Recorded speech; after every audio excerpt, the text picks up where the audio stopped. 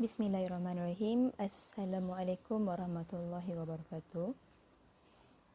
My name is SITI AISYAH BINTI RAHMAN, matric number 1201628.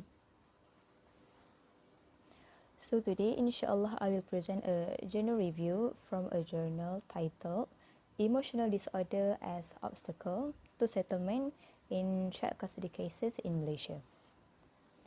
This review will be divided into two main parts, which is the summary of a whole journal and then critique of a journal.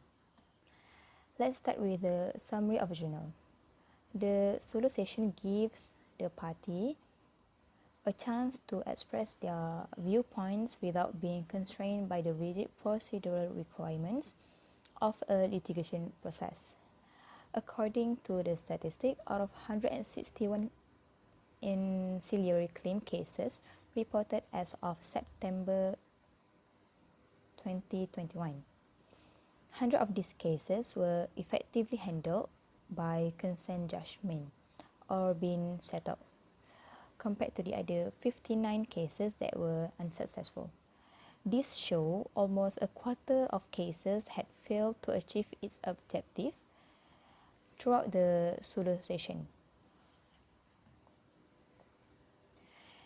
The effects of emotional disorder might hinder on each party's capacity to present their cases.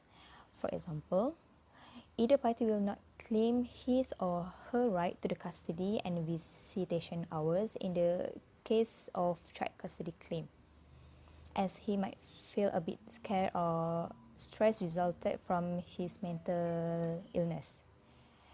Next, the Selangor Syariah Judiciary Department has stated that the emotion is a significant factor that may influence a solo settlement. However, there is no explanation of possible challenges that might arise in Majlis Sulh due to the parties' emotional disorder. The methodology used for this journal is qualitative research, which uses the analysed data from judicial procedure rules, journal article and online resources. Then it's finding and discussion. The writer stated that party with an emotional disturbance in a child custody dispute may have an impact on the solo settlement since it prevents the solo officer from performing his duties. And then the writer gave all sort of information regarding the mental illness, starting from its definition from several sources, and then the mental illness symptom of how to identify this emotional disorder. Finally, the writer get into the main objective, which the chapter of how do the types of emotional disorder affect solo settlement of a child custody case. A mediator may offer general counsel or a strategy to lessen hostility between the parties. However, if a party that the solo officer is dealing with has an emotional disorder, his job will be difficult. The objective of the solo settlement is to make choice amicably. As there is a communication difficulty, an agreement does not exist if the parties are unable to mutually agree on specific conditions.